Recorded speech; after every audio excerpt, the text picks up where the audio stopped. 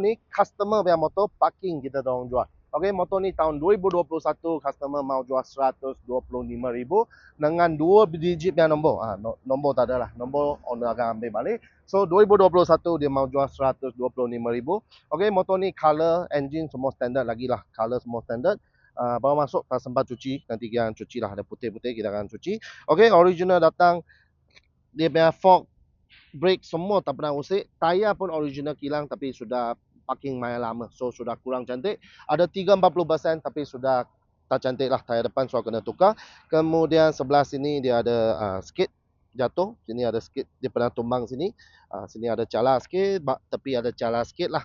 Okey, motor ni boxer engine 1250cc dengan 136 horsepower. Top speed lebih kurang 230 km per hour. Okey, kemudian belakang dia pernah tumbang, so sebelah sini ada cala sikit, sini dengan engine dengan atas sikit lah. Dia bukan accident lah, tumbang.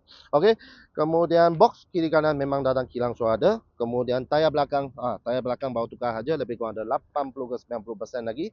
Kemudian sebelah kiri pun pernah tumbang, so dia punya box pun ada cala, kiri kanan pun ada cala sikit. Tepi sini engine bawah sini ada cala sikit.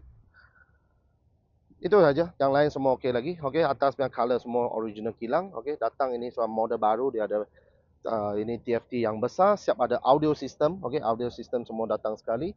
Tahun 2021 mileage dia jalan 17,600 saja. Okey, jom kita start tengok ini BMW RT 1250 bunyi dia macam mana.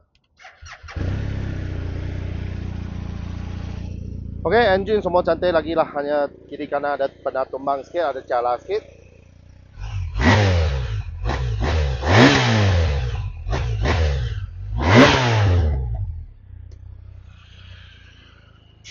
Okey, mileage pun tak tinggi, 17,000 saja. Engine semua pun cantik lagi, beli pakai saja.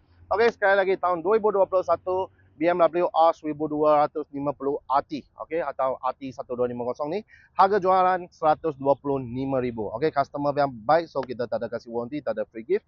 Deposit rendah RM100 juga, bulanan lebih kurang 2,100 untuk 7 tahun. Loan Aeon, loan kredit, loan kedai, loan bank pun kita boleh uruskan. Kalau yang matrix motor, jual motor pun kita angkat juga. Okey, so ini motor yang baru masuk. Bukan ini motor saja kita mau tengok hari ini. Ada banyak motor lagi. So jom ikut saya, kita tengok apa motor yang ada kat IST Motor Workshop. Jom.